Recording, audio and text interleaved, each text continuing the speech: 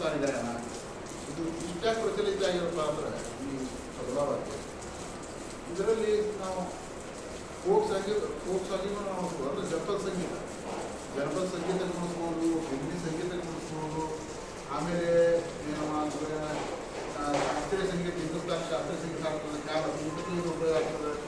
ಈಗಂತೂ ಕರ್ನಾಟಕ ಸಂಗೀತ ಜೊತೆಗೇ ಇದನ್ನು ನುಡಿಸ್ಲಿಕ್ಕೆ ಕರ್ನಾಟಕ ಅಂದರೆ ಅವರಲ್ಲಿ ದನಿ ಅಂತ ಕೊಡುತ್ತಾರೆ. ಅವರಿಗೆ ಅವರು ತೀಸ್ರ ಅಂದರೆ ಇವೆಲ್ಲ ಅವರು ಪದ್ಧತಿ 3, 4, 5, 7, 9 ಅಂದರೆ ಈಗ ನಂತರ ತೀಸ್ರ ಅಂದ್ರೆ 3, ಚತುಸ್ರ ಅಂದ್ರೆ 4, ಮೀಸ್ರ ಅಂದ್ರೆ 7, ಖಂಡ ಅಂದ್ರೆ 5, ಸಂಕೀರ್ಣ ಅಂದ್ರೆ 9.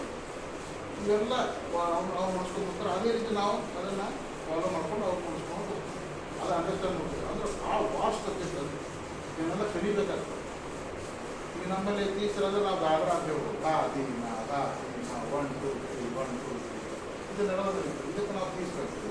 ಹಿಂದೆಯಿಂದ ಹಿಂದೆಯಿಂದ ಇದು ಕರ್ನಾಟಕದಲ್ಲಿ ಆದಿತ, ನಮ್ಮಲ್ಲಿ ತಿಂತ ಇದು ಚತುಸ್ಸರ್ಗ ಅಂತ ಕೇಳ್ಬೋದು. ಖಂಡ ಅಂದ್ರೇನು? ಖಂಡ 5, ದೀನ ಇದು ಖಂಡ.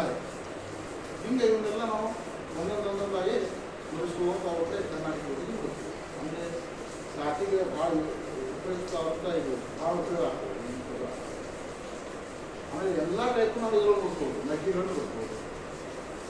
ಈಗ ಯಾರು ಕೋಕಾಡೋ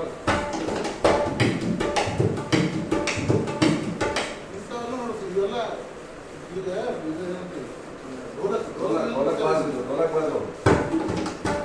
ಇದು ಇಂಥದ್ದು ಚಿಕ್ಕ ಇದರ ಉಪಯೋಗ ಇದನ್ನೆಲ್ಲ ಆಗ್ತದೆ.